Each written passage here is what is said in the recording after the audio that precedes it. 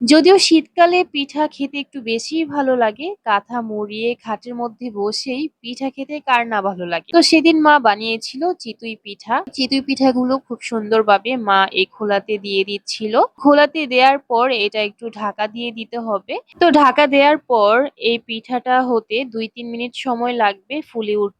তো এই চিতই পিঠাটা কিন্তু গরুর মাংস, মুরগির মাংস, হাঁসের মাংস সবকিছুর সাথে যায়। সাথে আবার অনেকে ভর্তা দিয়েও খায়। তো আমি কিন্তু ১ খোলা নামিয়ে নিয়েছি। মানে মা আমাকে দিয়ে দিয়েছে। তো ওই ঝুড়িটাতে করে আমি আমার আব্বুকে দিয়ে আসলাম পিঠা। আর এই ঝুড়িটাতে করে আমি আমার জন্য নিয়ে যাচ্ছি পিঠাগুলো। আর পিঠাগুলো কি সুন্দর ফুলকো, ফুলকো হয়েছে, তাই না? পিঠাগুলোর উপরের দিকটা খুবই নরম আর নিচের অংশটা শক্ত, মানে ক্রিসপি লাগে খেতে। খুবই ভালো লাগে এই চিতই পিঠাটা।